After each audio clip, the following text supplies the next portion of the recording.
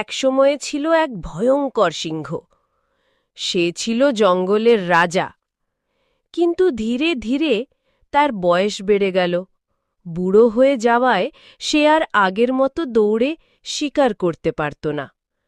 একদিন সিংহ ভাবল, যদি এভাবে চলতে থাকে তবে আমি না খেয়ে মরে যাব। কিছু একটা বুদ্ধি খুঁজতে হবে।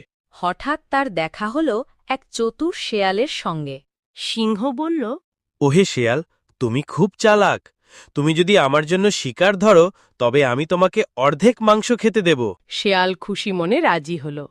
সে সহজেই খরগোশ, হরিণ বা ছোট প্রাণী ধরত এবং সিংহের কাছে নিয়ে আসত। সিংহ খেয়ে পেট ভরাত আর শেয়ালও পেট ভরাত। কিন্তু কিছুদিন পর শেয়ালের মনে লোভ জন্মাল। সে ভাবল, আমি সব স্বীকার করি, অথচ সিংহ শুধু বসে খায়। একদিন আমি যদি সবটা নিজে খাই তাহলে মজা হবে। একদিন শিয়াল শিকার ধরল, কিন্তু সিংহকে না দিয়ে নিজেই খেয়ে ফেলল।